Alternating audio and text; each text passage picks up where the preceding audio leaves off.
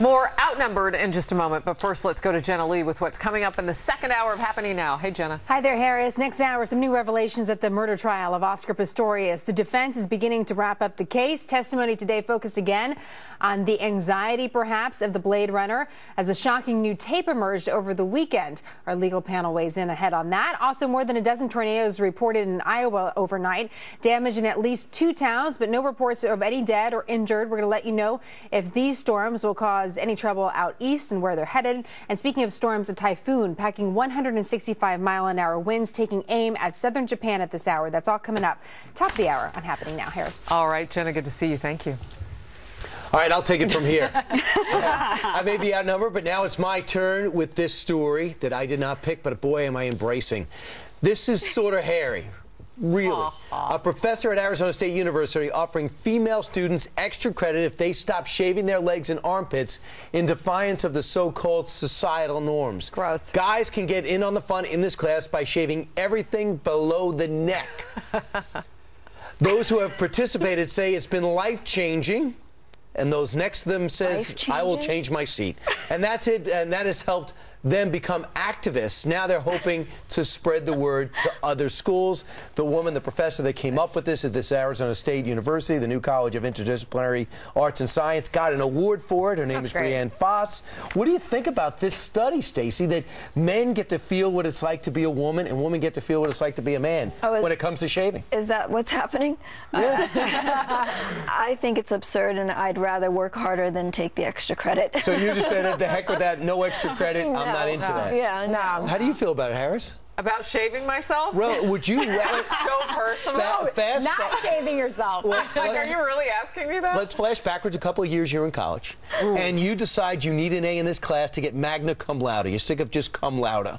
And you say, I could get that, because I'm struggling in this class, just by growing my hair out. Yeah, I'm with Stacey on this. I just study harder. Study harder? Yeah, because I went to school at UC Santa Barbara, and you were like always in a swimsuit. Like, that would freak people out. Yeah. But they said that the people got a sense of community, Jedediah. They were going through this because they were all together in it. They were growing up together. They were smelling the same. Yeah. The guys were shaving their chest and the chest and their legs. So, how do you feel about it? Well, you know, I lasered these bad boys, so I might not be the best candidate. Full disclosure. I like Hairless. I'm in full hey, someone's got to share it. But I think it does make an interesting statement about society and what we define as feminine, what we define as masculine. I think it could be an interesting experiment. I would never be able to do it like Harris. I like to go to the pool. I like to be hairless. No, but I think Jedediah, you actually wouldn't be able to do it, you're telling us. I actually can no longer do it because the follicles are dead. But here's the thing. So, Jedediah, you're out. You should have taken an exemption on this.